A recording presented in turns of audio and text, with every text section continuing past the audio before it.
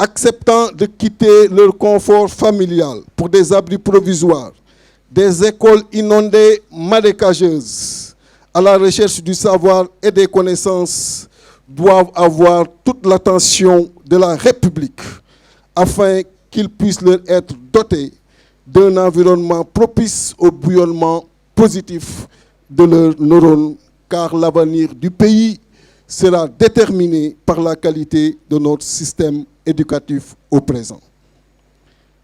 Mes chers compatriotes, notre système médical est d'une maladie chronique, malade de sa politisation, malade de la cécité de ses dirigeants, malade de la vétusté du plateau médical, malade de l'insuffisance de politique sociale pour les urgences.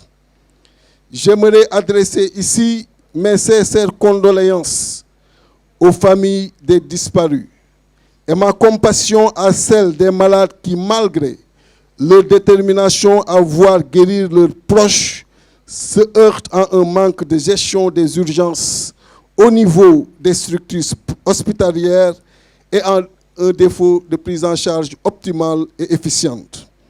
Ils sont des centaines, nos concitoyens, qui croupissent et s'allongent sur les halls des urgences attendant, tout en désespoir, une prise en charge. Il est impensable et inhumain qu'en 2021, qu'un Sénégalais de son État ne puisse bénéficier de premiers soins sous prétexte qu'il n'a pas les moyens. À tous ces spécialistes, docteurs, médecins, infirmiers, aides-soignants, brancardiers, exposant leur santé et celle de leurs proches pour protéger celle de nos compatriotes, nous leur rendons nos hommages les plus illustres et notre reconnaissance la plus grande. Mes chers compatriotes, malgré les fortes pluies enregistrées cette année, nos chers parents de campagne sont de plus en plus dans la précarité et le slogan de l'autosuffisance alimentaire de plus en plus chimérique. Il est prégnant d'opter pour une redéfinition de notre système agricole, une modernisation de la chaîne de valeur agricole et une diversification de notre agriculture. Le Sénégal, nous disent-ils, a adopté la loi sur le contenu local, mais elle est comme inexistante du fait d'une asphyxie permanente du secteur privé par l'exécutif central. Nos PME et PMI permanemment sacrifiés au profit d'entreprises étrangères. Notre économie extravertie, non créatrice d'emplois, du fait de l'absence de politique industrielle correcte, adaptée sous nos tropiques. En plus d'un pays sans réelle politique industrielle, nous assistons au tourisme d'un président de la République qui déplace sa famille, ses compagnons, ses militants jusqu'à Dubaï pour y exposer des réalisations faites par des industries d'autres pays. Nos pensées vont à l'endroit de ces milliers de jeunes diplômés, titulaires de BT, BTS, licence et master, qui du fait de leur éloignement de la sphère marron-beige, ne bénéficient ni d'emploi dans la fonction publique, ni de financement de leurs projets. Nous devons passer à accorder des financements à nos meilleurs ingénieurs et techniciens qui veulent entreprendre après leurs études. Ils sont des milliers, très bien formés, capables de développer leur propre entreprise et générer des emplois, dès lors que l'État les y accompagne. Mes chers compatriotes, face à tout ce qui précède, face à des indicateurs rouges à tous les niveaux, il faille réfléchir sur des réponses de fond à apporter.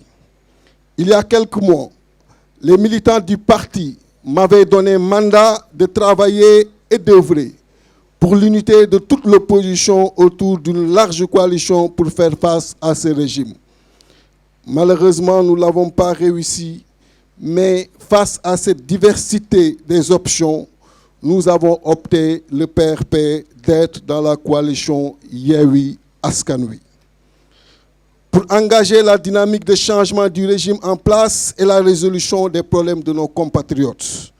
À ce titre, nous adressons nos salutations et notre profond respect à toutes les autres coalitions de l'opposition déjà formées ou en devenir.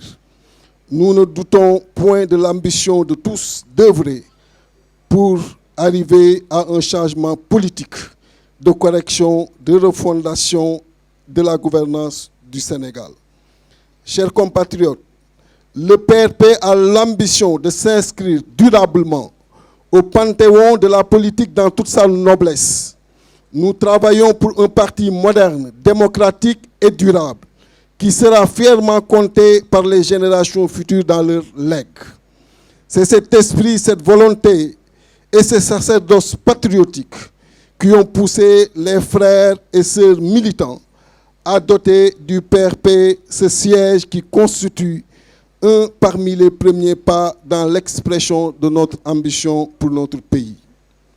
Chers compatriotes, soyez les bienvenus dans le siège national du PRP.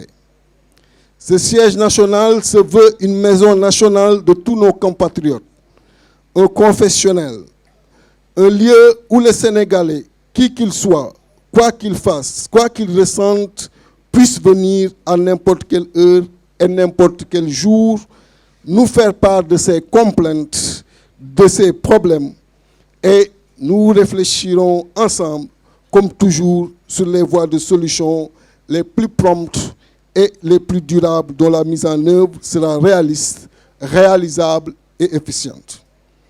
Hommes comme femmes, jeunes comme adultes, enfants comme personnes du troisième âge, élèves comme étudiants, chômeurs comme fonctionnaires, pêcheurs comme artisans, paysans comme éleveurs, enseignants comme professeurs, qui que vous soyez, quoi que vous fassiez, vous y serez toujours la bienvenue.